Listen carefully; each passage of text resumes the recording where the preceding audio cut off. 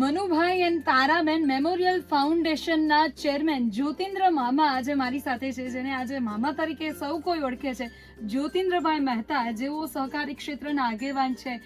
સહકારી ક્ષેત્રની સંસ્થામાં અનેક જગ્યાએ જેઓ આગેવાન, ચેરમેન જેવા ગૌરવશાળી સ્થાન પર પોતાનું સ્થાન એમને મજબૂત રીતે એમની જવાબદારીઓ નિભાવી છે અને સારી રીતે એમનું ખૂબ જ સુપેરું સંચાલન કરી ચૂકેલ વ્યક્તિ એટલે કે જ્યોતિન્દ્રભાઈ મહેતા, જેઓને આપણે સૌ મામા તરીકે ઓળખીએ છીએ. અને આજે આ રેડિયોની સફળતાનું 1 વર્ષ પૂરું થયું છે, ત્યારે એઓ સાથે આપણે વાત કરીએ એમના શું વિચારો છે.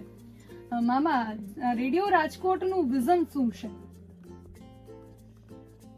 રેડિયો રાજકોટ એ મનુભાઈ એન્ડ તારાબેન મેમોરિયલ ફાઉન્ડેશનનો એક પ્રોજેક્ટ છે. મનુભાઈ અને તારાબેન એ મારા માતા પિતાની સ્મૃતિમાં અમે એક ફાઉન્ડેશન છે. મનુભાઈ એક સફળ બિઝનેસમેન હતા અને એમની પણ ઈચ્છા હતી કે સોશિયલ વર્ક માટે મારે કંઈક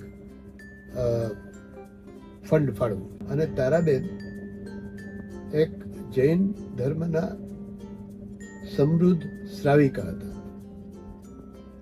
એમની એક વિચાર યાત્રા હતી જૈન ધર્મની, અને એ વિચાર યાત્રામાં આગળ વધતા ગયા અને આત્મા શું છે એના રિસર્ચમાં એમણે એમના ઘણા વર્ષો કાઢ્યા. આ બંને અમારા માતુશ્રી, મારા પિતાશ્રી, એ બંનેની સ્મૃતિમાં અમે એક આ ફાઉન્ડેશન શરૂ કર્યું.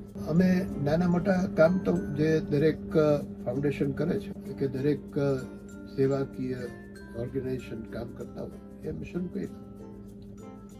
સૌથી મોટું કામ અમને મળ્યું, કામ કરવાની એક તક મળી. કોરોના વખતે રાજકોટમાં હોસ્પિટલોમાં જગ્યા નથી, ઓક્સિજનના બાટલા નતા મળતા, અને ત્યારે રાજકોટના કેટલાક શ્રેષ્ઠીઓએ નક્કી કર્યું કે આપણે એક હોસ્પિટલ જુદી બનાવવી જોઈએ કે જેમાં જે સરકારી તંત્રને પૂરક હોય. અને રાજકોટના કેટલાક લોકો ભેગા થયા અને રોલેક્સ SNK હોસ્પિટલ બનાવી. SNK સ્કૂલની અંદર ઇન્ફ્રાસ્ટ્રક્ચર તૈયાર હતું, સ્કૂલના ક્લાસીસમાં બધી બેડ મૂકી અને હોસ્પિટલ કરી. રોલેક્સ ઇન્ડસ્ટ્રીઝ છે રાજકોટની, એણે એમાં સારું એવું યોગદાન આપ્યું. આ બધા સાથે અમે સંકળાયેલા હતા, એટલે અમે કીધું કે અમારે પણ એક નાની સેવા કરવી છે. એટલે રોલેક્સ SNK હોસ્પિટલની અંદર મેડિકલ સ્ટોર કે જ્યાં ફ્રી દવા આપવાની હતી, એટલે એની સેવા લેવાનો અમને મોકો મળ્યો. મનુભાઈ અને તારાબેન મેમોરિયલ ફાઉન્ડેશન દ્વારા અમે દવા વેચવા માટે અને મેડિકલ સ્ટોર કરવા માટેના લાયસન્સ લીધા અને કામ શરૂ કર્યું. જેટલા હોસ્પિટલમાં જેટલા પેશન્ટ આવે બધાને ફ્રી દવા આપવાની. એટલે જે 3-4 મહિના હોસ્પિટલ ચાલી, દરમિયાનમાં અમે માસ્ક પહેરીને બધે વધુમાં વધુ લોકોને આનો લાભ મળે એના માટે કામ શરૂ કર્યું. લગભગ જેટલો વખત આ હોસ્પિટલ ચાલી ત્યારે લગભગ 23 લાખની દવાઓ આપી હતી. હવે ઉનાળામાં, રાજકોટનો ઉનાળો 42 ડિગ્રીમાં, અમે કેટલીક છત્રીઓ લીધી. જે ફેરિયાઓ પાથરણા પાથરીને બેસતા હોય કે રેકડી લઈને નીકળતા હોય, રાત બરોબર બપોરે 2 વાગે અમે નીકળીએ અને એને કાંઈ પૂછ્યા વગર છત્રી આપવાની કે જે આરામથી ધંધો કરી શકે, મોટી છત્રી, તડકો રોકી શકે એવી. આવું અમે શરૂઆતમાં બધું કર્યું. કેટલાક છોકરાઓને, નીડી છોકરાઓને સ્કોલરશિપ આપી. અમે બધા ટ્રસ્ટીઓ બેઠા હતા એકવાર, તો એમાં કંઈક યુનિક કામ કરવું. ટ્રસ્ટ બધા કેટલાય ચાલે છે, ઘણા લોકો ખૂબ સારા કામ કરે છે, આપણે કંઈ યુનિક કામ કેવું કરી શકીએ. એમાં કોઈ એવું સજેશન આવ્યું કે કોમ્યુનિટી રેડિયો છે એ આપણું ટ્રસ્ટ કરે અને અમને બધાને એ વિચાર ગમી ગયો એટલે કોમ્યુનિટી રેડિયોના લાયસન્સ માટે અમે મિનિસ્ટ્રી ઓફ ઇન્ફોર્મેશન બ્રોડકાસ્ટિંગમાં કોમ્યુનિટી રેડિયો સેન્ટરની એક આખી અલગ વિભાગ છે, એમાં એપ્લિકેશન કરી 3.5 વર્ષે લાયસન્સ મળ્યું. લાયસન્સ મળ્યું ત્યાંથી તો અમે બધા એ વિચાર કરતા હતા કે આ કંઈ કરી નહીં શકીએ, પણ લાયસન્સ મળ્યું એટલે ફરીથી બધાનો ઉત્સાહ વધી ગયો અને કામગીરી શરૂ કરી. કોમ્યુનિટી રેડિયો પાછળનો એક અમારો ઉદ્દેશ એવો છે કે સામાજિક કામ. તો રેડિયો શું સામાજિક કામ કરી શકે? તો રેડિયો અવેરનેસ ઊભી કરી શકે, રેડિયો સમાજમાં જાગૃતિ લાવી શકે, રેડિયો સમાજનું ઘડતર કરી શકે, રેડિયો યુવાનોને તક આપી શકે, રેડિયો આર્ટિસ્ટને લઈ આવી શકે, બહાર કાઢી શકે. તો રેડિયો નાના નાના ભૂલકાથી માંડીને બુઝુર્ગ સુધી દરેક માટે કંઈક ને કંઈક કામ કરી શકે. આવું વિઝનથી લોક જાગૃતિ, લોક શિક્ષણ આ બધું ધ્યાનમાં રાખીને રેડિયો શરૂ કર્યો. રેડિયો જે છે, અમે એકવાર લગભગ 10 વર્ષ પહેલા પોલીસ કમિશનર રાજકોટના હતા, એમણે અમને બધાની વચ્ચે એમણે કહ્યું કે રાજકોટમાં આપઘાતનું પ્રમાણ ખૂબ મોટું છે, એટલે અવેરનેસના કાર્યક્રમ કરવા જોઈએ. લોકો માનસિક રીતે યાતનામાંથી આપઘાત સુધી પહોંચી જાય તો એને વાળવા માટેનું કંઈક કરવું. ત્યારે અમારી પાસે રેડિયો હતો નહીં. આકાશવાણીનો અમે ટાઈમ સ્લોટ લીધો, 15 મિનિટ ખરીદવો પડે તમારે આકાશવાણી, અને H for હોપ નામનો એક કાર્યક્રમ. એમાં ગીત સંગીત પણ હોય અને લોકો આપઘાતમાંથી કે જે એની માનસિક સ્થિતિમાંથી બહાર કેમ નીકળે એની વાત. અમે આકાશવાણીમાં લગભગ 7 પ્રોગ્રામ એવા કર્યા કે જે આ રેડિયોનું અમને ફીલ આપે. દરમિયાનમાં લાયસન્સ મળ્યું એટલે આપણે અમારું પોતાનું આ કોમ્યુનિટી રેડિયો ફાઉન્ડેશન પોતે કરે એવું નથી. મને કહેતા આનંદ થાય છે કે આ જે જગ્યા પર રેડિયો છે એ જગ્યા મારા ભાણેજ અરવિંદભાઈ મણિયારના સુપુત્રો હંસિકાબેન મણિયાર, મારા બેન થાય મોટા, ને અરવિંદભાઈ મણિયારના સુપુત્રો હંસિકાબેનના પુત્રો કલ્પકભાઈ મણિયાર, હર્ષલભાઈ મણિયાર અને મીરભાઈ મણિયાર, આ ત્રણેય એમની પાસે આ જગ્યા ઓફિસ હતી, ખાલી હતી, કેટલાક વર્ષોથી યુઝ નહોતો થતો, એમને ફ્રી આપી. એટલે રેડિયો અમે ચાલુ કરી શક્યા, તાત્કાલિક શરૂ કરી શક્યા. અને આલાપ બી જ્યાં રેડિયો સ્ટેશન છે એ હાર્ટ ઓફ ધ સિટી છે, એકદમ સેન્ટર. ગૂગલમાં તમે સેન્ટર માંગો તો આ સેન્ટર આવે. એટલે આનું એન્ટેના છે એ ચારે તરફ એનો વ્યાપ બ્રોડકાસ્ટ કરી શકે એવી સારી જગ્યા છે. એટલે અહીંયા રેડિયો શરૂ કર્યો. અને આ રેડિયોમાં અમારું વિઝન છે, આ કોમ્યુનિટી રેડિયોનું કામ જ છે કે લોકોને જગાડવા, લોકોને જાગૃત કરવા, લોકોને એમના ઇસ્યુ પ્રત્યે સંગઠિત કરવા અને રાજકોટને એક એવું રહેવા લાયક સિટી બનાવવું, સંસ્કારી નગરી કરવી, સુસંસ્કૃત લોકો અંદર વસતા હોય કે રાજકોટને જીવવા, લોકોને જીવવા માટે રાજકોટ એક પહેલા નંબરનું શહેર બને. પહેલા નંબરનું શહેર બને એટલે જીવવા લાયક, આનંદથી લોકો જીવે એવું એક શહેર બને. એના માટે આ રાજકોટ રેડિયો છે અવેરનેસ ઊભી કરે, લોક જાગૃતિ કરે છે અને લોકોને આ આગળ વધવા માટે તક આપે છે. દરેક વ્યક્તિનો અવાજ હોવો જોઈએ અને અવાજ, દરેક વ્યક્તિનો અવાજ જ્યારે સંગઠિત થાય છે ત્યારે કોમ્યુનિટીનો અવાજ. રાજકોટ છે એ ખાલી શહેર નથી, એક કોમ્યુનિટીનું રહેવા માટેનું સ્થાન છે. રાજકોટ એક પરિવાર છે.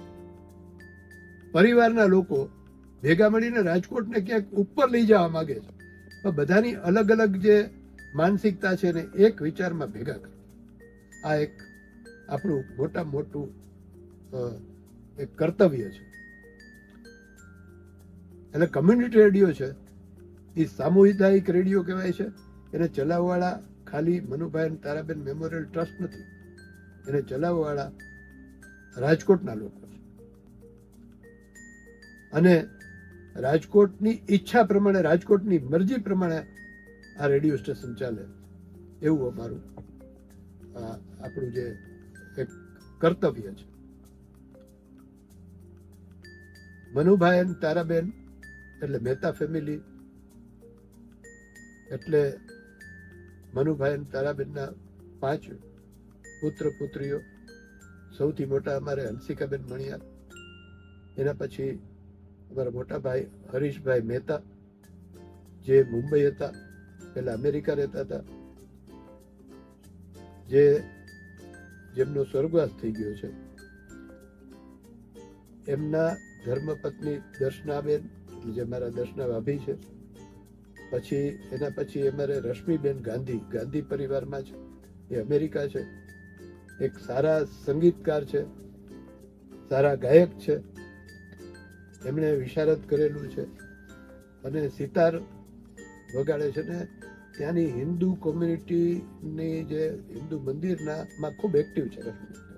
ધનરાજભાઈ મહેતા કે જે એન્જિનિયર છે, એ હાલ અમેરિકા છે અને વર્ષો સુધી અમેરિકા રહ્યા. એમના પત્ની કોરોનામાં ગુજરી ગયા, એ અમારા માટે બહુ મોટો સેટબેક હતો.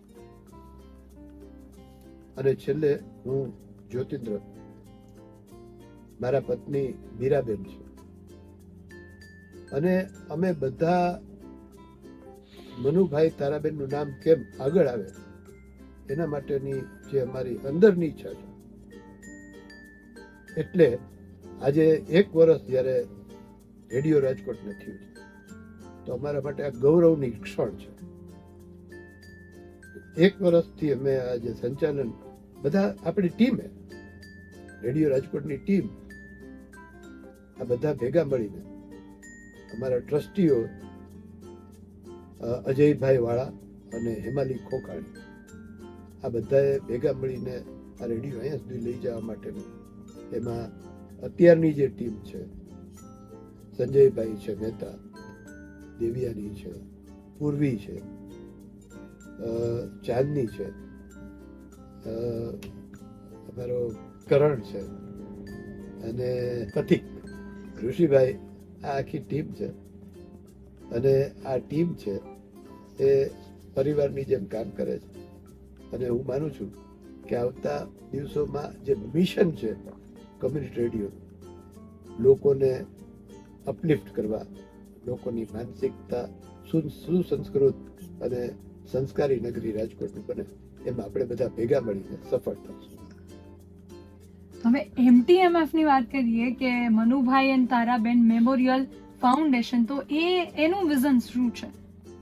મેં કહ્યું અમે શું કામ કર્યું કે મનુભાઈ અને તારાબેન મેમોરિયલ છે સામાજિક કામ કરવા માટે સર્જાણું છે. એ